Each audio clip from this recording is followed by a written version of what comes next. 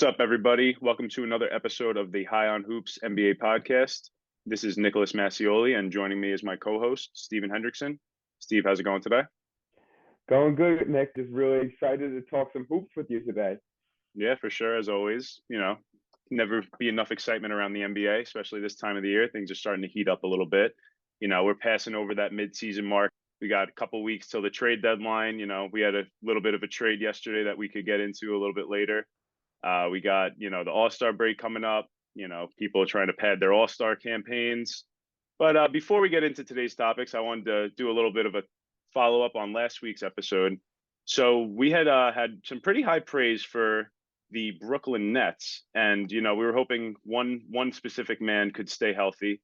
And unfortunately, shortly after our episode, he did not stay healthy. So I know you were very, very high on the Nets. Just wondering if you had any comments on that, how they've been doing without KD.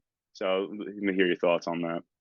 Yeah, I mean, literally the night that we spoke, Like KD minutes goes after, down. minutes Minutes after after, jumping off the pod. Yeah, I was literally watching the Nets versus the Heat, like right after we jumped off, and KD goes down with a sprained MCL, which is either the second or third time he's done that same injury right. in like the past couple seasons.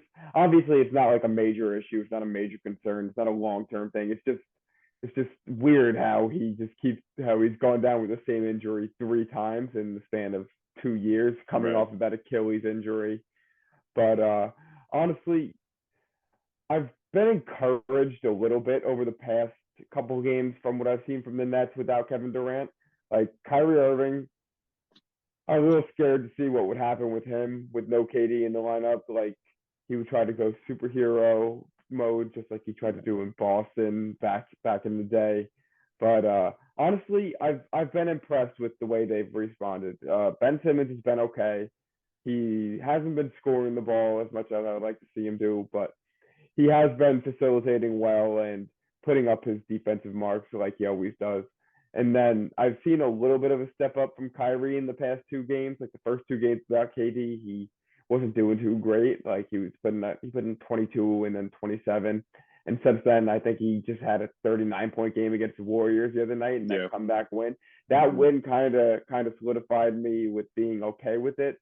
And just today, KD spoke to the media for the first time since the injury, Okay. and he should be back in about 2 weeks, which would line right about up with the All-Star break. So I think they're in a fine situation. I remember we said like we'll talk about them in like a month or so. We got to see what they look like. Same thing with the Celtics, but I'm still okay with where the Nets sit right now.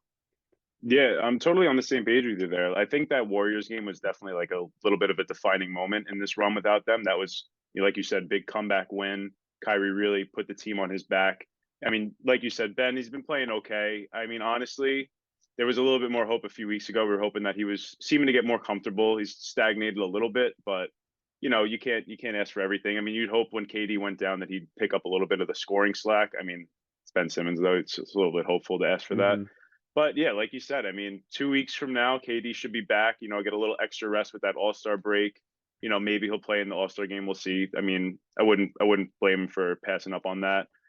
So coming out of that All-Star break, they should be ready to go. It seems like they kind of righted the ship, stayed afloat, and they were able to endure this. A couple weeks without KD. So hopefully he'll be back soon, and we'll be able to keep rolling with that. But you also mentioned the Celtics, so.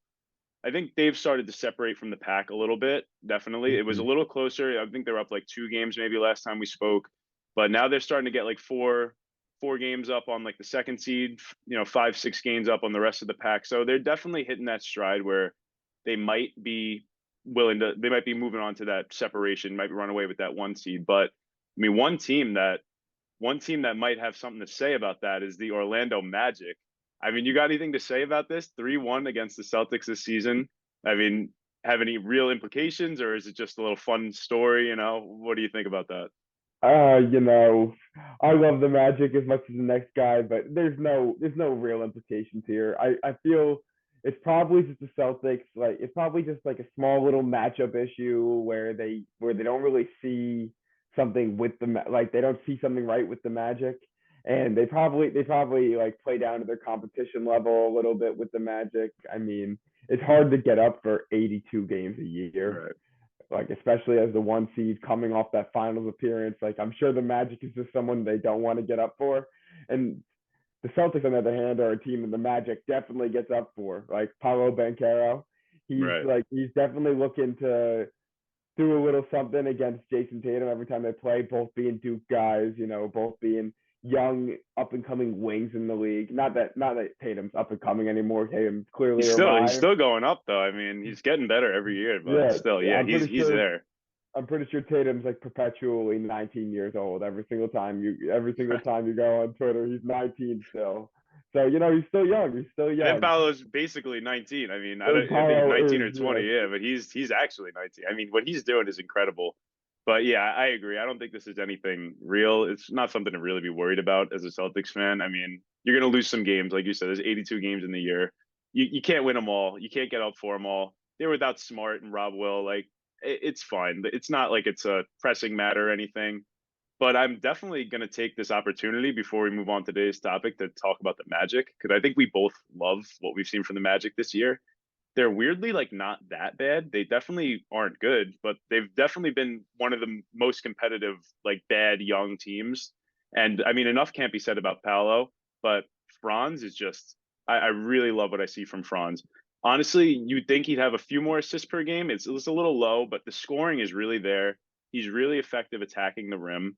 That's something that he's been really able to open up others' games. Paulo, like we said, is just a scoring menace. I mean, you look at what Tatum was doing at 19, 20, which we know the meme. Jason Tatum is 19 years old perpetually because he was awesome at that age. But Paulo is doing just about as much. I mean, obviously the team isn't where his Celtics team was, so he doesn't have that infrastructure around him. So he's not up there in the standings. He's not getting as much national media coverage, but he's been awesome. Like he's really been great. I think you actually we were talking about him the other day. You had a great comparison, like Jabari Parker, Jason Tatum, a little bit of like a hybrid. He's got that size. He's not as athletic and fast as Tatum, but he's really got a huge frame. He's got the scoring chops. I mean, just a great overall young player. He's going to be a really good player in this league sooner rather than later. Yeah, I don't want to get too bogged down on the Magic because obviously Right. we have a lot to speak about today, Yeah. especially Yeah. in the Western Conference. But I mean, Paulo Banchero, I've never seen him in person, but people that have seen him in person, they say like he's just a grown man. Like at 19, 20 years old, he's a grown man. He's built differently than the average 19, 20-year old. Like I remember when Melo was young, Melo was like he was built. He was a big guy. Like that's why he came into the NBA and was able to succeed so quickly because you have to match up with that NBA size and frame. Paulo makes Melo like at such a young age look like not ready for the NBA. Paulo is just ginormous and he's so polished right now. Like Right. he's really one of my favorite players to watch on a nightly basis in the league pass realm.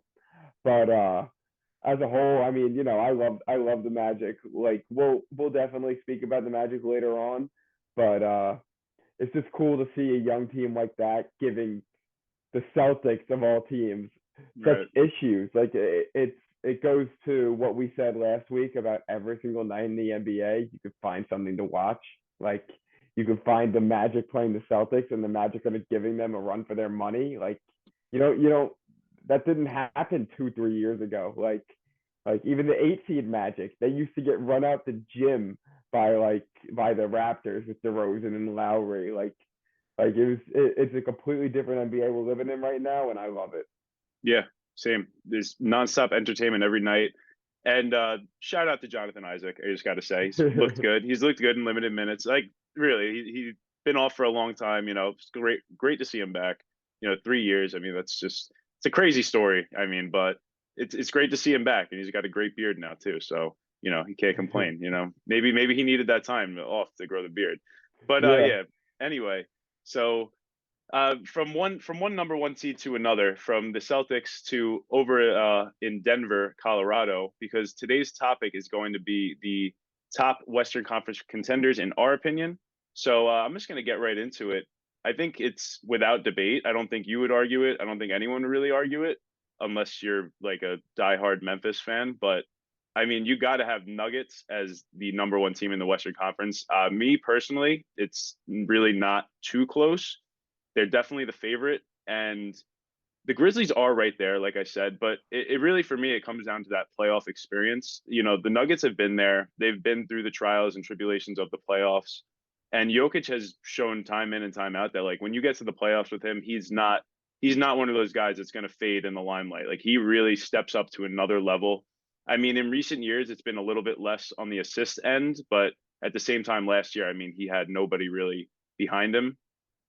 But totally, like he turns it up scoring. I mean, the defense is still, solid enough there that he can keep his team afloat.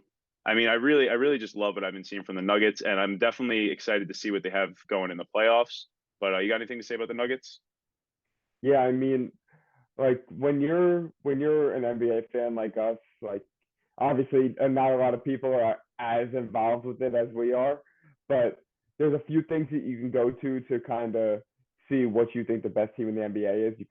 You could look at the numbers, you can just watch the games and see what you think when you're watching the games. You can look at the rosters, there's a whole multitude of things you could do. The Nuggets pass every single test. They The really Nuggets do. the Nuggets, you watch them, they look amazing. You look at the numbers, they're amazing.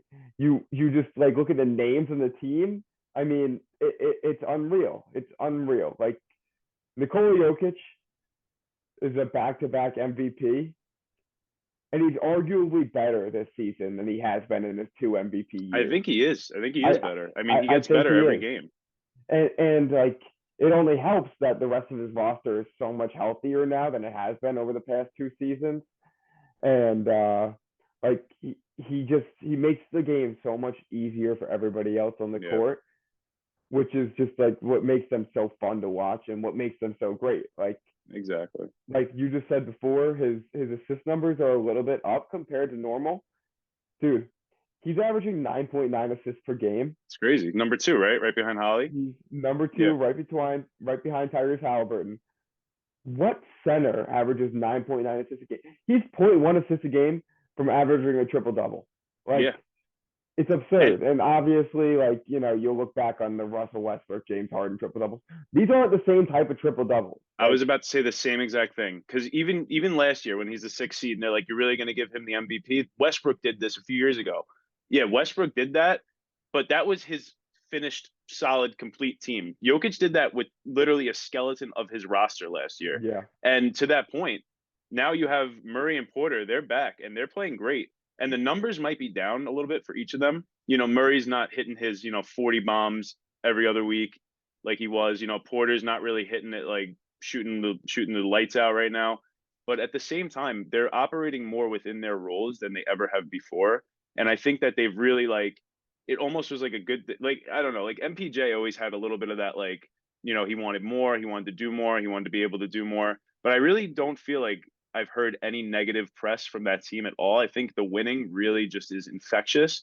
And those two have really settled into their roles so well that they're able to operate as a piece of this offense, but they have so much potential down the line. I mean, we've seen Jamal Murray go for 50 points in the playoffs. I mean, that's totally on the table. They could turn it up at any time. All they really need is to, I mean, like you said, Jokic empowers them so much that you really just need that confidence again. That he gives that confidence too. That you could say like, this is your night. Like, go ahead, go off. Like, he's not the type of player that's not gonna, allow his teammates to really dominate the game. Yeah. And I mean, in that sentence you just said, like you talked about Jamal Murray and Michael Porter Jr., both great players in their own respect. Dude, honestly, the second best player on the Nuggets Yeah, as a whole this season has been Aaron Gordon. Like 100%. There's it's no been debate either.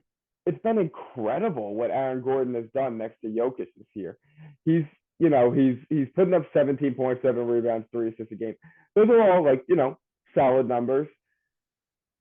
Dude, his shooting splits, 58% from the field, 38% from three. And I'm throwing away the free throw rate. It's 63% from the line. I'm not really too worried about that. Yeah, I mean, everyone I mean, has like a little bit of a drawback somewhere. Aaron Gordon is putting up 38% from three. His best before that was, Awesome. I believe it was 34, 33% back in like 2017, 2018 when he was on the Magic. Like Yeah, well, back in the day, yeah, he was trying to expand his game a little bit. He's trying to be a shooter, and that wasn't a natural expansion of his game. Like Jokic has really unlocked his game that he can take those good shots. The reason he's shooting 38% is because he's only taking good open threes because Jokic has eyes in the back of his head. He's going to find him anywhere. But his slashing is really something that just opens up the offense for this team completely. I mean, you have Jokic, he could stretch the floor, and Gordon, yeah, he's hitting 38% from three. He's not a super high volume shooter, but him in that dunker spot is just awesome. I mean, he can fly around the court. He knows where to go. He knows what screens to set. He's catching lobs every other play. He's dunking on people as per usual. But yeah, the Aaron Gordon experience has really been awesome. And another thing I like about him too is that, you know, they have enough playmaking around Jokic too that he can take a step back once in a while. He could take a seat and they stay afloat. Even Gordon, I mean, he's out there once in a while when Jokic isn't on the floor. Like you said, those 3 assists per game. I mean, it doesn't seem like a big number, but you have to think about how much the ball is in his hands. I mean, he's keeping it moving. He's a connective piece. And even when Jokic is out, you know, he can run some of those dribble handoffs, some of those high post actions, and he's hitting guys open, and he's really making the offense move without Jokic. So he's really done an awesome job this year. I can't say enough about him. yeah, and like going back to Jokic a little bit, he leads the league in almost every single advanced statistic you could find. Value over replacement player, he's in first. Offensive box plus minus, he's in first. Player efficiency rating, he's in first. Like it's unreal how you can watch him play, you see that he's the best player on the court. But like sometimes the eye test doesn't match the numbers. The eye test matches the numbers with Jokic. He's also like you'd expect this. He's the leader in offensive box plus minus on the year, right? He's the best player offensively on the court versus when he's off the court. Dude, he's leading the league in defensive box plus minus, which is just absurd. Like the guys that are in that defensive box plus minus are him, Giannis, Chris Paul's in there, like Nick Claxton's in there. It's really crazy to think about it. Like he's not just doing it on the offensive end; he's doing it on the defensive end, and we'll see if that really comes to play in playoffs because we know that he's had issues defending in the playoffs. Right. But like as a regular season team, they're right in the middle of the pack in defensive rating. It's impeccable because they're very clearly the best offensive team in the Yeah. NBA. Like if they can improve that defense from top 15 to top 12, top 10, dude, there's no one that's going to beat them. Like there's no one that's going to beat them if they can improve that much. But even right now, it's hard for me to say that there's any Western Conference team that should or could be above them right now. Yeah. No, yeah, I totally agree with you there. Like you said, the eye test really does match the stats with Jokic. Like you watch the games and it's so clear and obvious he's the best. You could pull an alien from outer space and make them watch the game and be like, who's the best at what these guys are doing right now? It's just so apparent. I mean, he's around the rim. His touch is ridiculous. He just tosses it up. It's in every time. It's an and one every other time. He's making crazy passes out of the high post. He's hitting threes. I mean, there's really nothing on the floor that this guy can't do. And back to your point about that his defensive impact. So there's this great Twitter account, NBA University. I've been sending you some graphics from them. They have awesome graphics. I mean, check it out if you're willing. But there was one graphic I sent you, which it was the defensive impact, the rim protector defensive impact. And so one axis is how often opponents attack the rim, and then one axis is how often opponents score at the rim. So he's actually bunched right in with Rob Will and AD. And they're not like Rob Will and AD aren't as high as you would think they'd be in this. So I think it's that opponents are scoring more at the rim than average against these guys, but they're also attempting less at the rim. So that shows that he has a little bit of that defensive edge. Like guys see him and they're like, I don't know if I really want to attack this guy because he's so good positionally on defense. He's very low to the ground. He's not going to block your shot, but he knows where to be. And his mind works so fast. He knows what the offense is doing before they know what they're doing. So he's getting steals. He's in the passing lanes. He's been more effective than you'd think on defense. But overall, I mean, I definitely wanted to talk about this Nuggets defense because that's where I think the real difference is this year. So I wanted to touch on the KCP trade that they made over the summer, and I got to say, I think that was like besides like the huge trades that we have, like obviously this isn't on the level of like a Donovan Mitchell trade or like even, I mean, honestly, it might be more impactful than the DeJounte Murray trade. But that Barton and Morris for KCP trade really was like the key, I think, to getting them where they are this season because they've had like no regression in playmaking whatsoever. Will Barton's a great like point forward, like, combo guard type of guy. And Monte Morris, obviously one of the best backup point guards in the league. And, he's a great starting point guard. But from last year to this year, they're actually averaging one more assist per game, 27.8 assists per game last year to 28.8 this year. And the assist to turnover ratio is the same. And there's a slight drop off in assist percentage, 66.7% to 65.5% from last year to this year. But overall, there's been little to no regression in playmaking. And the defense has just been bolstered so much. And also the Bruce Brown move is another one that can be factored in with this. But yeah, you could tell on the defensive side of the floor, they're rolling and KCP is hitting 47% of his threes, I think, and he's probably the best 3-and-D guy in the NBA right now. So really a revitalizing season for him has really changed the face of this team. Yeah, I mean, I was just about to say before you touched upon it, the Bruce Brown move. I mean, like Bruce Brown has been amazing for them. Like whenever anybody's out, either if it's Jamal, if it's MPJ, if it's Aaron Gordon, if it's KCP, he just plays whatever role was needed of him. I mean, if you don't remember last year, he was literally a center for the Nets. Like he was their small ball five, and he came in and he ran the short roll, and he would be put into the middle of the lane, and like he would just create from there. He would either get to the rim or look to dump off to Claxton in the middle, something along those lines. And Bruce Brown has been huge for them. Not to mention also their rookie Christian Brown, who hasn't gotten as many minutes, but just that collection of those three wings, KCP, Bruce Brown, and Christian Brown, like it's been a great addition to their team, and it's only helped to make Jokic's life even easier. But we've talked a lot about the Nuggets, and we will talk a lot more about the Nuggets from here on out. But the next two teams that I think belong in the contender conversation, they're two teams that have some familiarity with each other. That is the Memphis Grizzlies and the Golden State Warriors. Now, like we've been talking about, there's been a lot of numbers that have backed up our reasonings for why the Nuggets are the best team in the NBA. And there's just been how we view the game. Like when we're watching the game, we can see that the Nuggets are the best team in the NBA. The Grizzlies, by the numbers, yes, they're a top three team in the West, no doubt. Like they're top in the league in defensive rating. They're top 12 in the league in offensive rating. Like they're a really amazing team. The Warriors, on the other hand, they have not lived up to the bill statistically speaking. Like they're 17th in offensive rating and 16th in defensive rating, which you wouldn't consider a contender. But I'm throwing those numbers away. Like I don't care. I don't care It's about the the numbers Warriors, right man. now. Come on, It's bro. We don't need no it's numbers. it's the Golden State Warriors. They're the reigning NBA champions. They have, in my opinion, top three player in the league, top five player in the league. It's Stephen Curry, and then they have the whole supporting cast. But what do you think about those two? Do you agree? No, yeah, I definitely agree with you there on those two being there. Like you said, I mean, the Warriors might not be the most obvious pick, but at the same time, it's the Warriors. I don't think anyone's like totally counted them out. I think everyone has them kind of in their back pocket.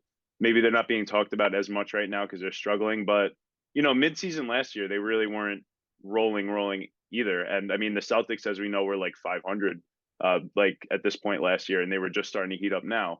So I definitely think the Warriors are on the table.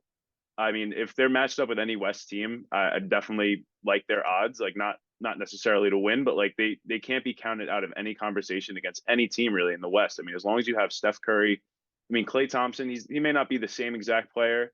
I think he's kind of shifted into like a little bit of a different uh realm of his career. He doesn't have that same defensive edge, but he can still get you those threes, and the defense still respects the hell out of him. I mean, they are chasing him around the floor. He has that gravity. That didn't go anywhere.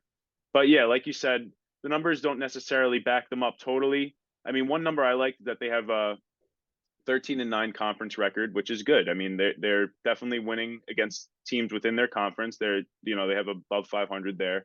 16-16 with Steph and Dre playing, which is run of the mill, but it shows that as bad as the season has gone, they've still been able to keep it afloat. They haven't been terrible, and I definitely think the Warriors are right there, but that definitely is my third team in the tiers of the Western Conference contenders.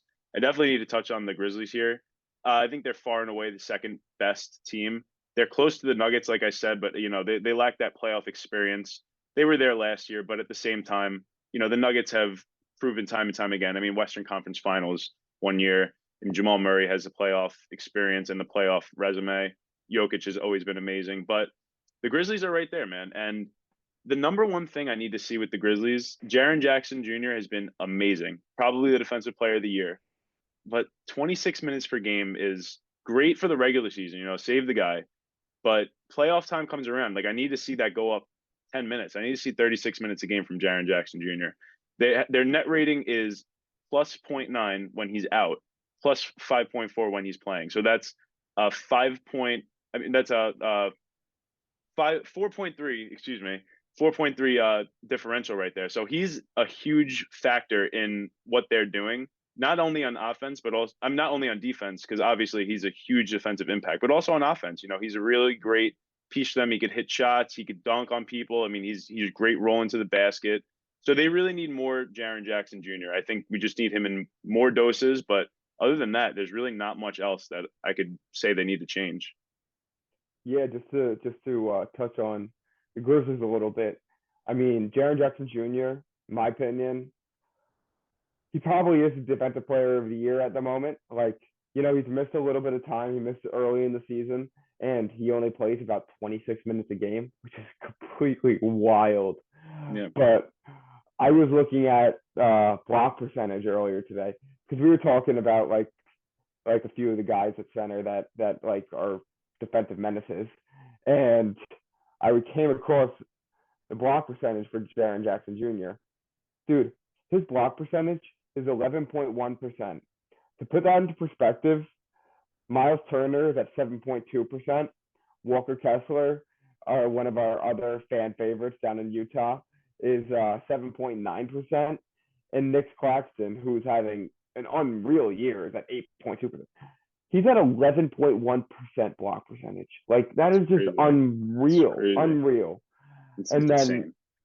and then you add on John Morant, who's very clearly a top 12 to 15 young guy in the league right now. Like Young guy. I mean, he's a top 10 player in my opinion, if yes, you're gonna yes, ask me. yes, yes. Top. That's I meant to say like top 12 Young to star 15 though, yes. Yeah, young. Yeah, I get where he's you're a going with young that. star. Desmond Bain before he got injured was putting in about 25 a game. Like I mean, he'd be on the All-Star ballot if he had enough games, wh- for sure. He'd be in the game, I would say. where did that come from? And I mean, he's Yep. shooting 38, 39% from three. And then, you just have the rest of the peripheral guys around the edges. Dylan Brooks, who I'm not gonna lie to our viewers right now. I hate Dylan Brooks so much with a burning passion. I hate him. I hate him. Bro, I hate he's the way two he four looks. like Kobe. Come on, man. I hate the way he looks. I hate the way he plays. I hate the way he acts. But I'm not gonna lie, he's productive. He's He's productive. got an impact. He makes a big impact for sure. He can't be Like denied. he's a serviceable player for them. I still think that they should move on from him and look for something a little bit more stable at that three position next to Bain and Ja. But for the time being, Dylan Brooks perfectly serviceable option. Steven Adams, who is somehow only 28 years old, Right. like you would think that Steven Adams is 35 years old. Like the At way least. At least. at least He's been 30. around the block for a minute. And yeah, he's literally a grown ass man. Like he's kind of just like he's their starting center. He doesn't finish games for them. Like he's just a good, perfect like he's he's their equivalent to Zubac for like the Clippers. Like he's just that big body that they have. Like Right. that's all it really is. But then when you get down to it, that like that amass of wings, like they have Zaire Williams, Jake LaRavia, Dylan Brooks, Desmond Bain, a bunch of young guys. Like they drafted like three or four players that I loved in this past year's draft. Vince Williams, who doesn't really see the court much. Kenny Lofton, same thing. I love Santi Aldama. Like before Yeah, JJJ he's got back, nice. He looks good, yeah.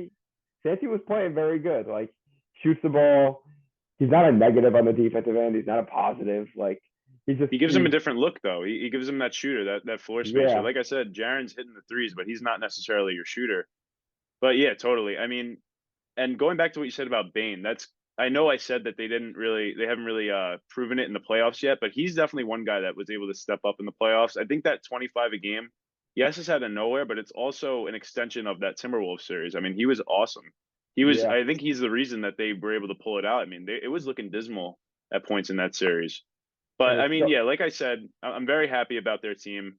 There's a few rough spots. 20-3 at home, which is awesome, but they're 11-12 on the road, so that's a little bit of a sore spot. You definitely want to beef that up. And they're 5-10 versus West teams on the road, which is a little bit scary. I mean, you get into a dogfight playoff series. You got to be able to win on the road, especially against teams in your conference you're going to be matching up with. But I mean, overall, like you said, Dylan Brooks, not my favorite guy, but he's serviceable. But that's why I think this team is actually a good trade team in my opinion.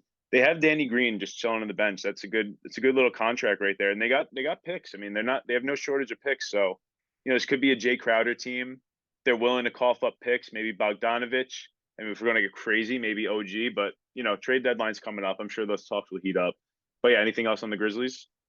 yeah. I mean, honestly, just you just mentioned Danny Green, who I completely forgot about. I'm not gonna lie, I completely forgot about Danny Green.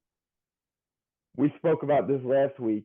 D'Anthony Melton was the one that was traded for Danny Green. I'm Would sure have been nice to keep. Yeah, it would have been nice to keep him, but I'm sure there was other reasons. Like I'm sure the money wise, like D'Anthony Melton was going to be demanding some sort of contract in the next yeah. 2 years, which they can't afford with all the guys that they have like coming on contract. John Morant, No, yeah, I believe yeah.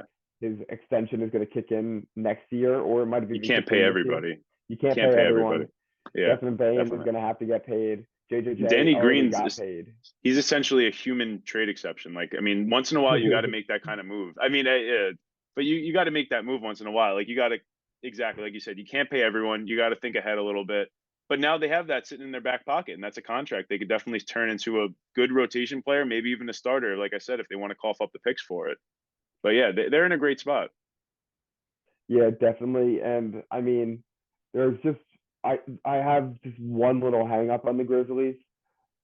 I hate their attitude sometimes, man. They're like a bunch of 12-year-olds on the basketball court. Like you saw that video of the third graders the Yeah, other the video night? of third graders. The video of Yeah, the third graders? they That's the watch a Memphis lot of Grizzlies. Grizzlies games. Yeah, they watch a Yeah, lot of Grizzlies yeah, they games. watch a ton That's of their Grizzlies film room. games. That's their film Yeah. room. Yeah, That's where they get all that from. I mean, the Grizzlies, I'm sure like they have like they're all NBA players.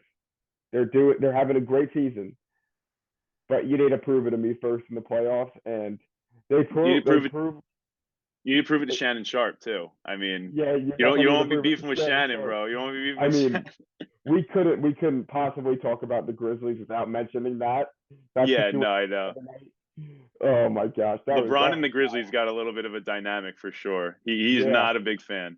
But, I mean, No, they got that swagger. I mean, at times I don't like it, but at times I'm just like, I mean, what am I gonna be a hater for? Like they got swagger. They're having fun. They're like our age. I mean, honestly, they're out there just balling. I mean, I think I'd be having a great time too. But yeah, I mean, I agree with you there. They maybe need to dial it back just a little bit, but at the same time, that's not Ja. I mean, Ja has really changed the culture over there in Memphis. I mean, it's crazy to think about.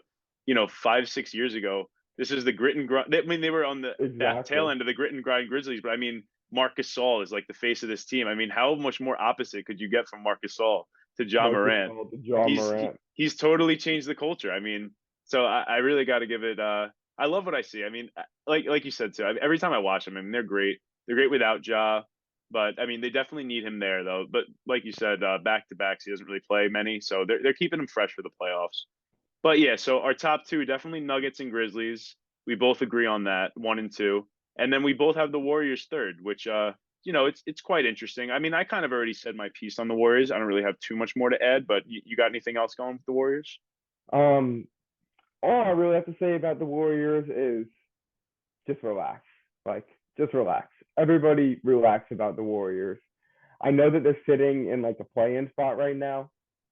It's mid-season, just about mid-season. Like they haven't been fully healthy all year. Steph missed a ton of time, and and like Clay, even though we saw him kind of get back to like Clay, not Clay, but like we saw him get back to what we think he kind of could be after the injuries. Like it's still taking a little time for him to get his feet in like to a full regular season. Like you got to think about it. The guy didn't play basketball for 2.5, 3 years.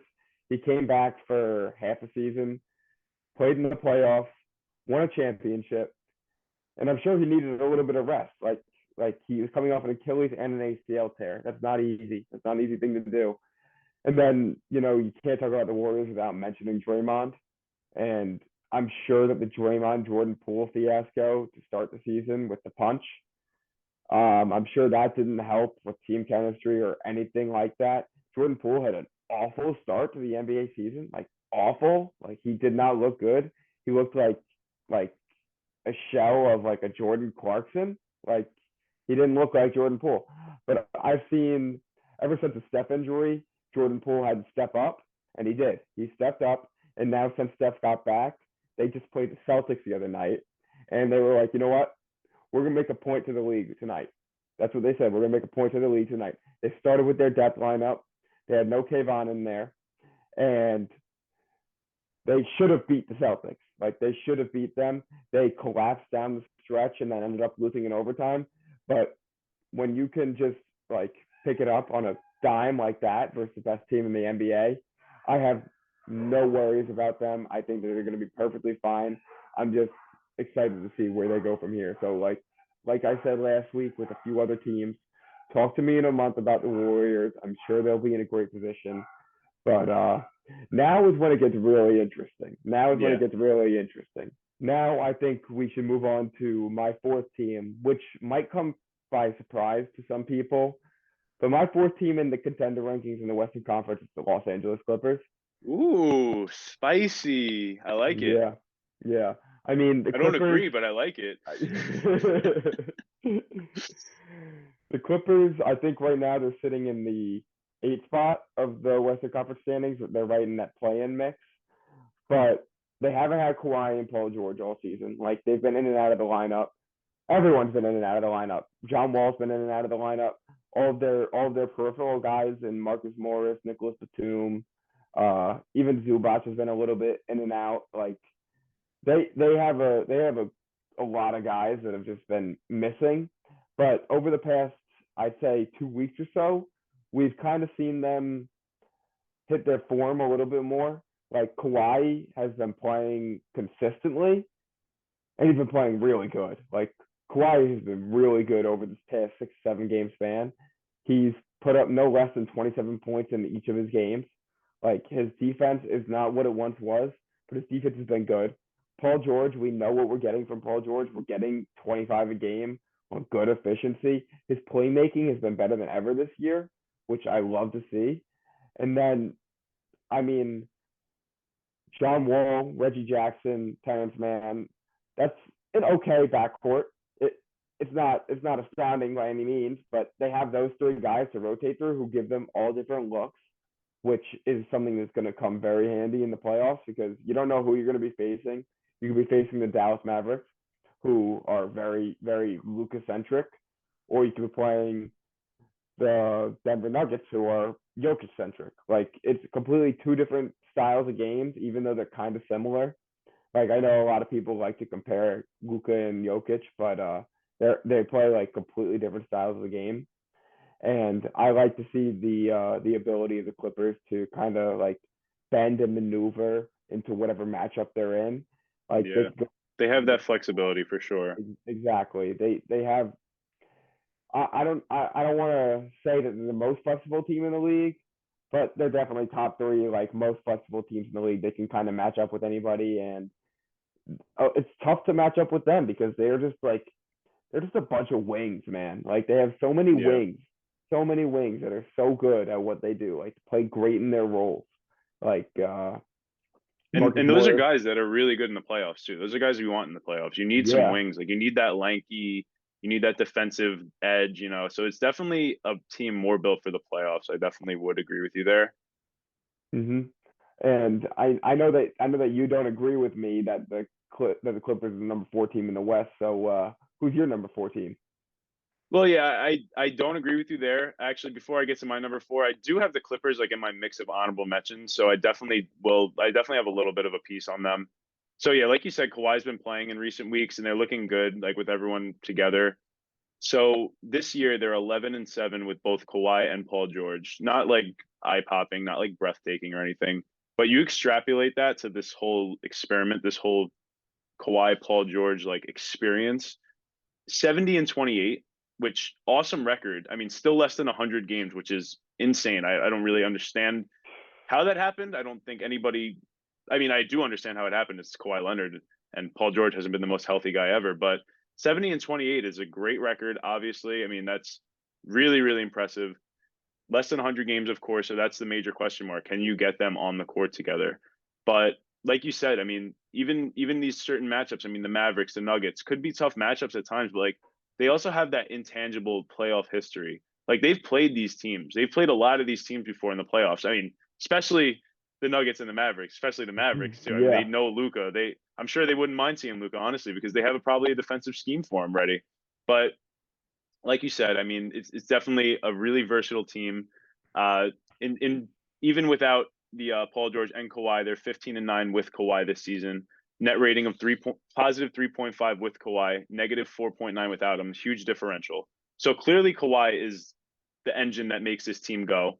It's not a Hmm. surprise by any means, but it's really a matter of can you have Kawhi on the court with Paul George? I mean, I wouldn't disagree with you if I had confidence that they'd be there, but another like lost regular season. I mean, that's not totally lost, but like another regular season towards the bottom half of the playoff picture, and just like just recent history. Just I can't put this team in that actual mix of my contenders, so they fall into that honorable mention spot for me. But yeah, so number four for me is uh is the Sacramento Kings, man. Give me the Beam team, number four. And I was really on the fence with them before this, but that game last night, they played the Grizzlies last night. Awesome game. But the way they blew that game open in the second half, I don't know if you were watching or if you looked at the box score or whatever, but really the story of that game was that the third quarter, the Kings just took off. I mean, they're they're hitting every single three. I mean, the first quarter was insane, 47 points. I mean, I think they were 10 for 10 on threes at one point, which was insane. I think they tied an NBA record for threes in a quarter. But yeah, so they went crazy in the first quarter. They're a little stagnant in the second quarter, but it really went to show the mental fortitude of this team that they were able to come out in the third and they really just blew this thing open. I mean, I'm talking threes, I'm talking cutting, I'm talking dunking on people. Malik Monk is awesome. He's having the best year of his career. I can't get enough of it. I really love it. Sabonis, see, like I originally I know we've had this conversation. He's like Jokic in a way. Like he's very similar to Jokic, obviously similar player type. I mean, playing the same position and everything. But like what really dawned on me is that I think he's a lot more like Draymond than Jokic. Like these dribble handoffs are so Draymond-esque, and he obviously doesn't have that Steph Curry to run with him, but De'Aaron Fox has done a fucking amazing job, dude. He's been so good. Like I can't say enough about De'Aaron Fox. He's really just like he's found a different piece of his game. Like it looks like it's all really slowed down for him. He's slashing to the basket. I mean, he's hitting threes at I think one of the better rates of his career. He's just been so good. And like, I mean, I really love what I'm seeing from the Kings. I have a lot more to say about them, but I'm going to let you get your piece in if you have anything to say about the Kings. Yeah, I mean, knowing you and knowing like what you think of the league and what teams you watch, I'm not that surprised that you chose the Kings. I'm not that surprised. Like I know you love the Kings. They're up my Like alley for sure. I like the Kings too. Like light the fucking beam is what I have to say. Just light the beam. I Light it. love it. I love it. I love The what the beam should Kings just have stay done. on. The beam doesn't come off anymore. The beam is just permanently on forever. And then I mean you also add the Kevin Huerter move I into that love, I conversation. love, love my boy Kayvon, bro. He's so Kayvon, good. Kayvon. Yeah, Kayvon, he's been a revelation this year for them. Like he was put into a situation at the Hawks. Not saying it was a bad situation, but I mean, you know me, you know what I think of Trey Young. Like you know what I Not think about not that the Hawks biggest team. fan, no. Not the biggest Trey Young fan. I think he alienates his teammates. Kevin Huerter like was a spot up shooter with the Hawks. Now he's a creator. Like he does so much more with the ball in his hands, and obviously he's still a great spot up shooter, and he's great moving off the ball, and he's a solid defender. I'm not gonna say he's a good defender. He's a solid He's defender. dynamic now, though. He's He's more dynamic passable. than ever. He's such a dynamic player right now. I love Kevin Huerter. Like he's probably my favorite player on that Kings team for a plethora of reasons. But I I do have like one caveat with the Kings. They're 23rd in defensive rating. Like Yep. like they're number two in offensive rating, which is unreal. They're ahead of the Celtics. Number two, 0.1 behind the Nuggets. Nuggets are Yeah, 118. they're Kings are right. 170.9. They might as well be tied for one. So that's They're that's it, awesome. it's awesome. Like they're unreal on the offensive end of the ball. Like I could never have seen this coming in a million years.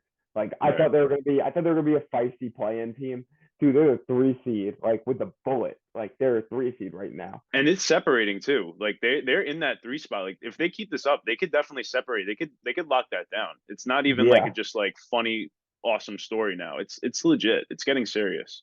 And there was a game this past weekend, they played the Lakers, and I was like, you know what? This is the game that shows the difference between the Lakers and the Kings. Like the Lakers are an underachieving team right now, but they have that playoff pedigree. They have LeBron James. They have that championship pedigree. The Kings have zero pedigree. Kings have zero pedigree. Like they have never been to anything. They've never won anything. They have the longest streak of not going to the playoffs in professional sports, not just the NBA, in professional sports, which is just crazy. The Kings took it to the Lakers like like crazy on the offensive end of the ball. Like they could not be stopped. And I know there was no Anthony Davis. I know it's kind of just LeBron on his own right now in the wilderness, but that still impresses me.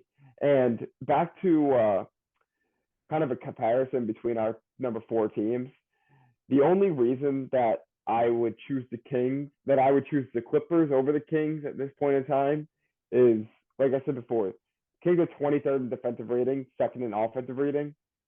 The Clippers, on the other hand, are 27th in offensive rating, but they're top 10 in defensive rating. For me, when it comes down to it, as a contender in the playoffs, you have to defend. You have to defend. You have to defend. You have to defend. Like you're not going to win in the playoffs with bad defense. You you could get beat in the playoffs with good offense because that offense isn't going to be there every single night. Like it's going to happen to you. It's going to happen to you. Like we said, this with the Celtics. Like not you're not going to get up for every single game. Obviously, you're going to get up for a playoff game, but you're not going to shoot the ball the way you do every single night. You're not going to attack the rim the way you do every single night. There's Yep. different matchup problems. I need to see more consistency on the defensive end, and I'm not sure that's possible with Sabonis as your five man. But I mean, like I do really like Harrison Barnes, Keegan Murray. Keegan Murray, I love. I loved him coming into the draft. He's so He good. hit I have a lot he, to say about that guy. I mean, he's awesome. he hit a little bit of a wall. I want to say like 2 months ago, but in the past like 2 3 weeks, I think he got past that rookie wall and like he's really hitting his stride again. Like there's a lot to say about the Kings. Like De'Aaron Fox is I'm pretty sure the best clutch player in the league this year. Yeah, he is Like this year. He is. like the best clutch player in the league, which is Yeah, he so is. ironic considering how bad he's been in the clutch for his whole career. And he's never been a great shooter. He's he's always been great at getting to the rim. He's been a solid passer. But I've loved what I've seen from him in conjunction with Sabonis. Him and Sabonis are a perfect 1-2 combo for that team. And then, like I said before, you have Huerter, and then you have so much around them, which I really do love for this Kings team. But I cannot get behind you saying that they're the number four team in the West. I really just can't get there because if it Okay. comes down to it, there's a few teams that I would take over them in a playoff series. I take the Mavs over them in a playoff series. I take the Clippers over them in a playoff series. There's an argument to be made for the Lakers. I'm not trying to shit on your take or anything, because obviously you don't completely agree with me on the Clippers, but I can't get there with the Kings just yet. Like I have to Okay. see it a little bit more. I have to see it over the whole year. I want to see how they come out of the All Star break, but I mean, as a whole, I do love what the Kings are doing, but I'm just not there with you as the fourth team in the West. I mean, that's fair. Yeah, like I mean, I can't personally get there with the Clippers. I can't trust that they're going to be. ready come playoff time with these two guys. I mean, even if they're both playing, if someone recent history would tell me someone's going to go down at some point. I mean, maybe it's not one of those two guys. Maybe it's not. I mean, I'm not wishing injury on anybody. It's just evidence has pointed me in that direction. But I mean, back to the Kings. First in points per game, fourth in assists. I know you said the offense isn't the problem, but the offense is just out of this world.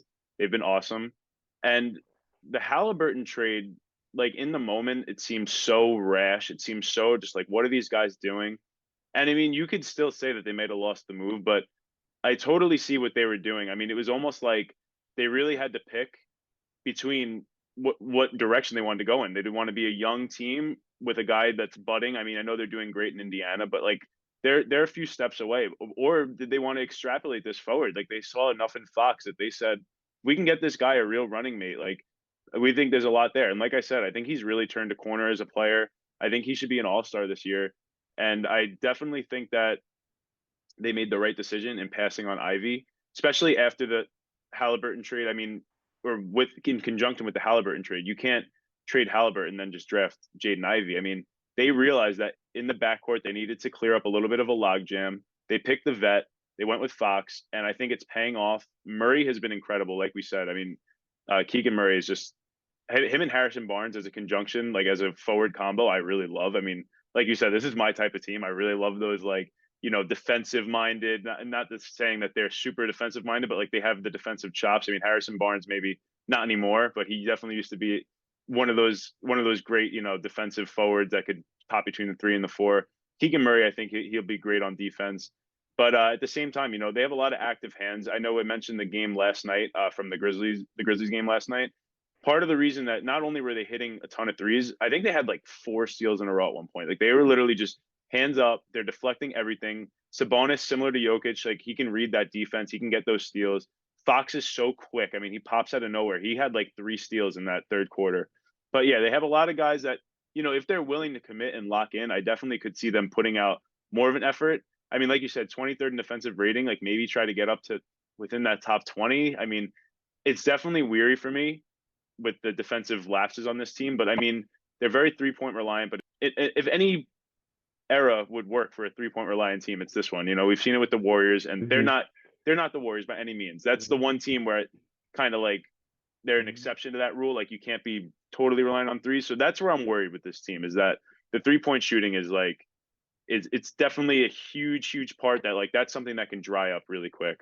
But yeah, the Kings definitely my number 4. You had Clippers number 4. I'm curious. So I actually didn't go with like a solid number 5 because that 5 to 13 range I think we mentioned before is like it's literally separated by about 2 games. There's so many teams in there that you could go with. It's kind of like pick your squad and run with it, and like give me some reasons why you think that could be the 5th team. But I didn't really settle on like a total 5th team. I kind of have like a little bit of an honorable mention pack here. I talked about the Clippers, and I would assume the Kings are in there for you, so we could skip those 2 teams. But yeah, Is there anyone you want to talk about from this group here? I mean, I I I don't know if we actually named some of the teams in the group, No, we but didn't yet. We didn't yet. Yeah, yeah, you can yeah. go through 513. Go through right now the standings if you have them up. Okay, so the standings as of today, we already Yeah, spoke January about 24th. Yeah, as of today. the Nuggets, the Grizzlies, the Kings, and the Warriors. The Warriors are in the 10 seed right now, but obviously we don't see them as a 10 seed. And then the top 3 seeds right now are the Nuggets, the Grizzlies, and the Kings. After that, you have the Pelicans, the Mavs. We already spoke about the Clippers, the Jazz, the Suns, the Timberwolves, the Warriors, the Thunder, Lakers, and Blazers, all separated by 2 games. It is crazy. It's Right. crazy the parity out west right now. So All who right, sticks out to you out of that group? Yeah, who sticks out to you? there's a couple of teams that I would just like to eliminate rather than the ones that stick Yeah, out to that's me. fair. That's fair. A couple of teams that I'm eliminating the Utah Jazz. I'm out. Great I'm story. out. Great story. I'm out of the Jazz. I think that they're gonna.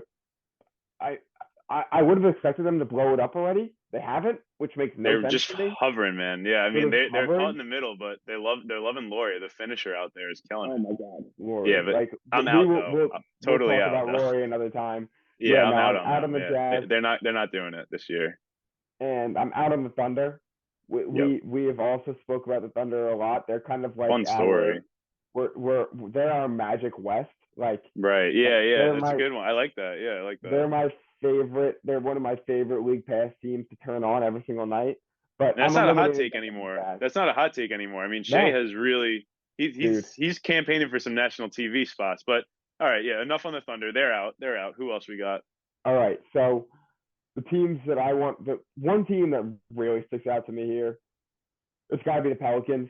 Like the Yeah, Pelicans, all things considered, the amount of time that Zion has missed, the amount of time that Bi has missed. I mean, you would expect them to fall a little bit. They're still sitting pretty in the 4 seed, and like Zion is Zion. He's freaking amazing. Like he's not the most unstoppable player in the NBA, but he's up there. He's like top 3 most unstoppable. Like when he wants to get somewhere, he's going there, and you're not doing a damn thing to stop it. And Brandon Ingram, like we haven't seen a lot of him this year, which is kind of weird. I've never seen him as like an injury prone player. 14 games this year. He's played 14 games. I He's think that's had this. it. I Very think very it's a low. foot or toe injury. Something really weird is going on with him, Yeah, which kind of gives me hesitation about the Pelicans. But they have a gluttony of wings. I've spoken so much about wings on this episode with the Clippers, and I spoke about the Kings wings, but they have like a godsend of wings. They yeah, have they really do. Dyson Daniels, Herb Jones, Trey Murphy, Najee Marshall, uh, Jackson Hayes, not a wing, but like another fun guy that they have in there. Uh, I mean, then they have CJ and Valanciunas, who like whenever Zion and Bi are out, that like becomes their go-to like 2-man game, And it which is works. honest. It works. It works. They're afloat. Yeah, they're staying afloat for sure. Like it completely works. And then you have Jose Alvarado and Devontae Graham, complete opposite ends of the spectrum. Like Jose Yeah, is just we talk about it. It's like the inverse of one another. Like same size, like same same size, frame, but like like totally different game. both really Opposite quick, game. Yeah, small guards. But Jose is just going to get into you on the defensive end, and for Devontae is just sure. going to chuck up threes on the offensive end. So, I mean, Yeah.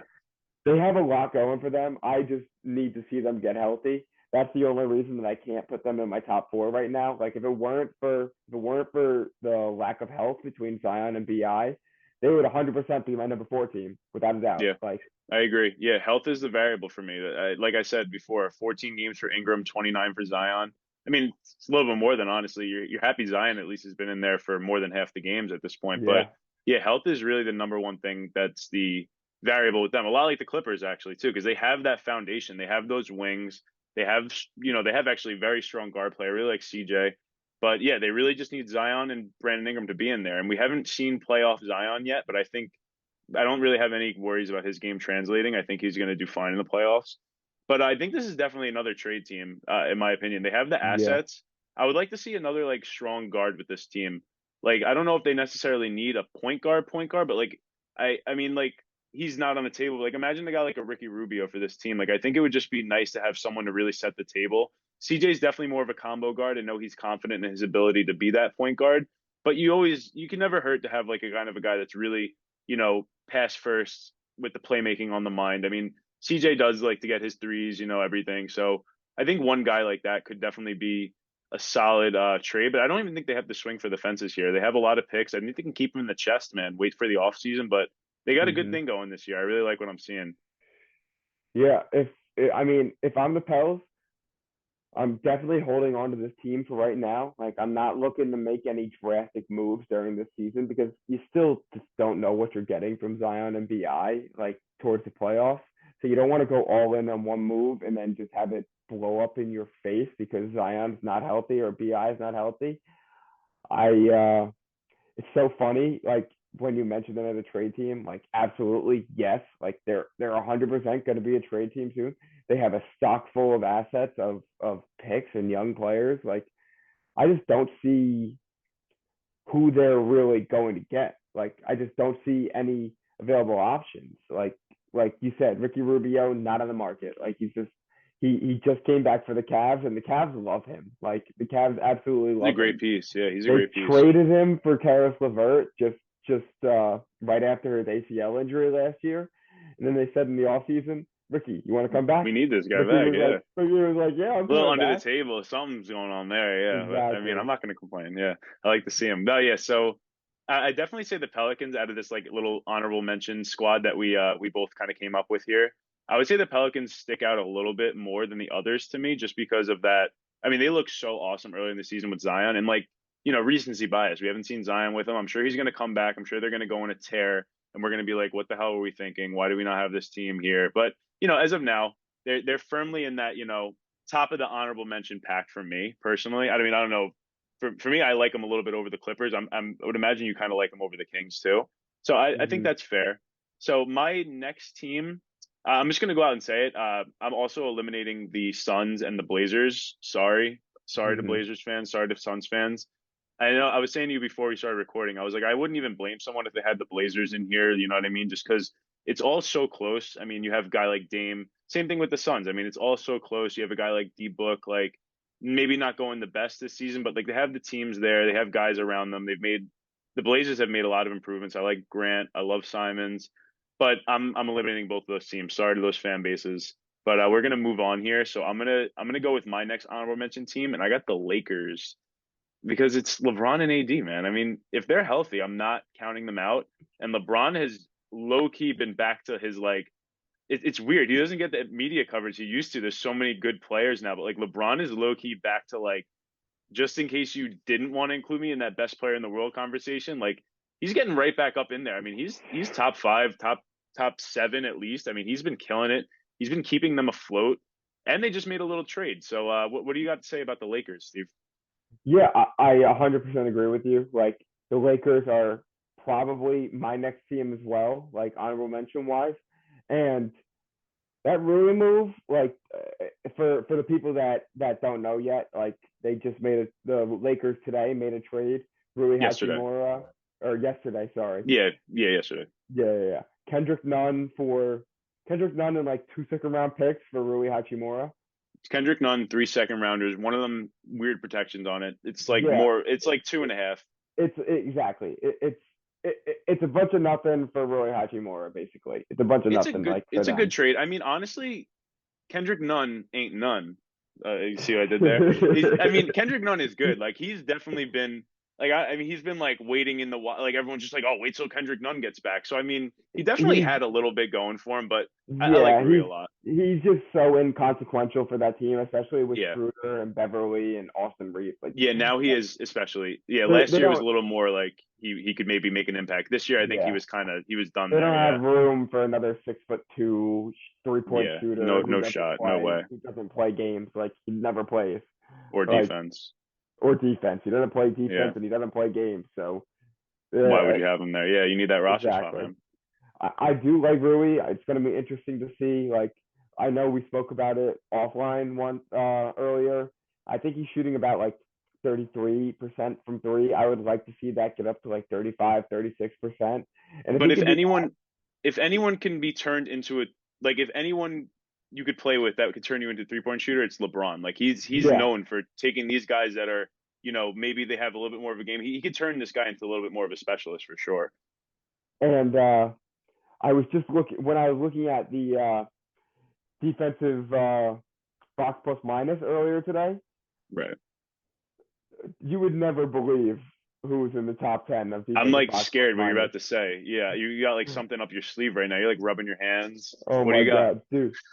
I'm looking at it. I'm like, I see the normal names. I see Jaren Jackson Jr. Like I said before, Nikola Jokic is in here. Dude, Austin Reeves is in the top 10 in defensive box plus minus. I Austin love Reeves. it. Austin Dude, Reeves. AR-15, baby. Oh my god, I was like, what the heck? When I saw his name come up, I was like, what Nice. the heck? I Like love to hear that. I love Reeves. He's still just like a He fit guy. he's He's always not doing something good. Like when you turn the Lakers on, he's always doing something good. And like that was the Caruso thing for a while. It was like kind of a meme, but like these guys uh, aren't memes. I they're don't know not what memes. factory, I don't know It, what it factory they have that they're producing these guys, but like it's it's it's literally like another situation like that. it's so funny that they're both white. They're both like 6'5". Wait, what? What? You just blew my mind. I had no idea. neither of them are considered like game breakers on offense. They're not elite shooters. They're not elite creators. They just do winning fucking shit. They Yeah, just they do do. winning shit on the offense on the basketball court. Like just straight period. They do winning shit. Pat Beverly is just the biggest irritant in the league. Like, You had some choice words for Pat Bev, especially he's coming at your boy Dame. I know you're a big Dame fan. You did not oh like my what you god, saw over the I did weekend. not. No. I did not like it. Especially, I don't remember if Pat Bev was on any of these teams. But like Pat Bev just goes hand in hand with me with the Dame game winning shots. Like I don't think he was on the Rockets when He Dame hit that. was. He He was. was He he was was on on the the Rockets, Rockets yes. when Dame hit that game He winner was against sent them. home by Dame. He's definitely and he's the type. He knows. Like He knows he's got his calendar marked every single time. You know, he's got Westbrook, he's got Dame on there. Bro, he's exactly. got beef. He's got beef with half the league at this point. And obviously, like we haven't really touched upon it yet, but Westbrook off the bench, he's been really fucking good off the bench. He's been I'm not good. gonna He's been lie. good. Like I'm not a Westbrook guy at all. Like I don't think he's a winning player. But in the situation that he's in right now, he's been really good off the bench. But like He's been good. he, Like I said, I don't trust it for the playoffs. So like yeah, he's not yeah, a yeah. playoff guy. Like I literally like he's playing great, but like if you were to literally just put him on the bench for the playoffs, like I wouldn't even fault you like him. Like I Not at mean, all. hey, I definitely could see like where you're coming from if you do that. But I don't I mean, like we said, they made that Rui trade. I definitely think there another trade is on the table. I mean, I was even thinking like I wouldn't be surprised if it's like another 2018 Cavs situation, trade everyone but LeBron and like the main focal point guys. But like at the same time, I kind of could see them staying pat and kind of riding it out. They have those two picks. They have the Westbrook contract. That's pretty much all they have. But like Westbrook is a good piece to have, you know, save LeBron and AD. He can keep you afloat in the regular season. And then playoffs come around, you could just kind of relegate him to the bench. But, you know, that might be a little bit of a drama scene. Like you might want to avoid Mm-hmm. that. So they could definitely go in more trade direction, or they can kind of stand pat. You know, they've been hitting a stride. AD is going to come back. He's playing an MVP level. They definitely have a lot.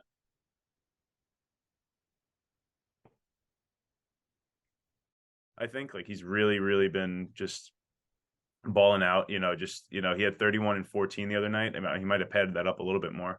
But yeah, so the Celtics, I mean, the Lakers have definitely been on my radar for sure. Yeah, 100%. 100%. The Lakers are definitely on my radar. And with that said, I believe that's probably I don't know. Is that the end of the contenders? Like the honorable mention of the contenders. I mean, you still have the Mavs there and like the Timberwolves. But I can't get there with those Yeah, teams. Timberwolves are out. I mean, Mavs, I have Like, a little bit to say, but like I'm really not there on them. But like, I mean, they're interesting just because of Luca. Like you have that guy. Like I wouldn't fault you if you think they can go on a real run.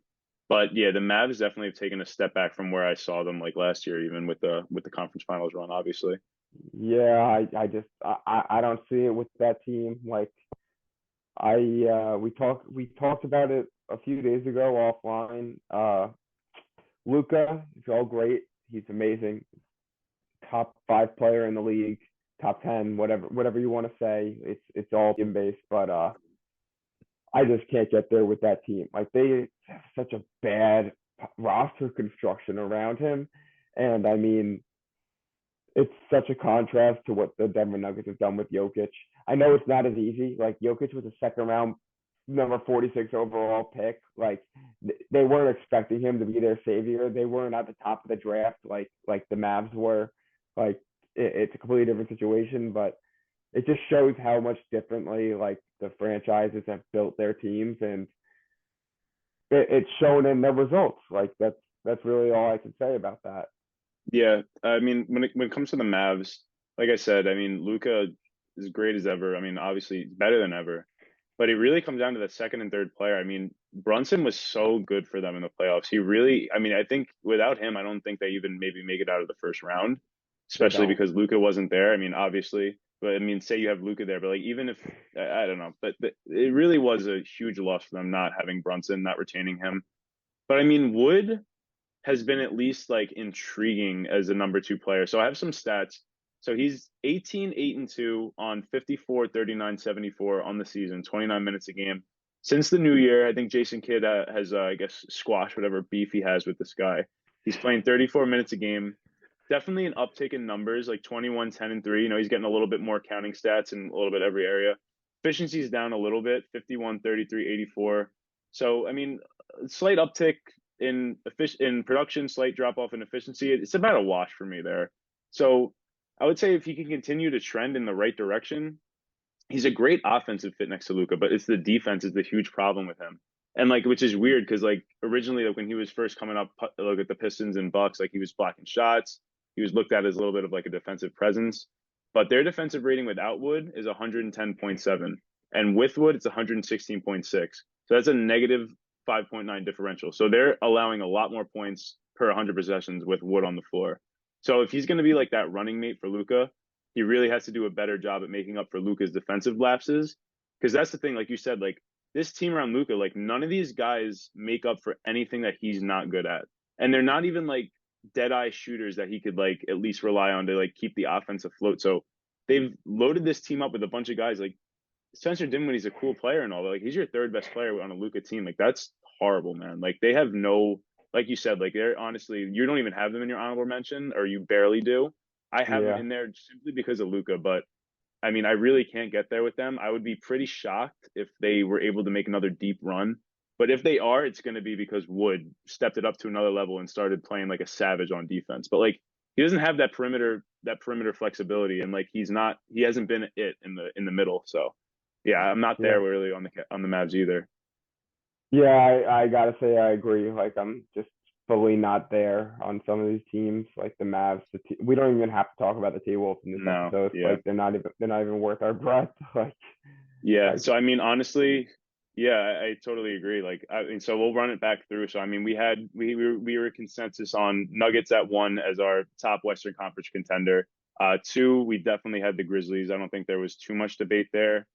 Third, we had the Warriors, and then we got a little bit we got a little bit into it. You know, I had the Kings fourth. You had the Clippers fourth. But in terms of honorable mention squad, you know, we have the Pels, the Lakers, and then you have the Kings. I have the Clippers in there. Then the Mavs are, they're in the conversation simply because Luke is there, but like that's really the only reason I'm giving them any consideration at all. But yeah, totally. I mean, anything else to add? Any other teams you want to touch on, or is that pretty much? that's pretty much it. My only question that I have for you is, as of right now, who you got coming out of the West? Who's the team for you? Who's the team that you would say would come out of the Western Conference playoffs and represent them in the NBA Finals? Like it's so it's crazy because like we said the Nuggets are so far and away number one, but like I still haven't like totally seen it. Like I mean, it's like almost like you kind of want to go with a team with that pedigree. Like you kind of want to go with like the Lakers or like the Warriors, but like I think I'm gonna stick to my guns. I think I'm gonna go with the Nuggets. They're definitely the favorite for me. I mean, there's no weak spot here, and like even the defense this year has been nice. Like Jokic holds his own. I even think that like we actually touched on this offline as well. They don't really have a backup five, but like you kind of don't really need one. Like you're playing Jokic 40 minutes, 41 minutes a game in the playoffs. Like you need to survive for 7 minutes with him on the bench. Like honestly, I've kind of liked the spots where they have AG at the five. Like he's been solid there. You could play him for 5 minutes at the five, and like Zeke Naji, if he can't hold it down for 2 minutes at the five, like or DeAndre Jordan, God forbid. Like Oh I my mean, God. when it comes playoff time, like right now, it might look like a little bit of like a glaring spot, but like when it comes playoff time, it's really a few minutes a game you got to fill in. Like you want Jokic out there nonstop anyway. So I think if they could stay afloat during those few minutes a game where Jokic isn't there, I can't go with anyone else. I mean, enough can't be said about how great they've been.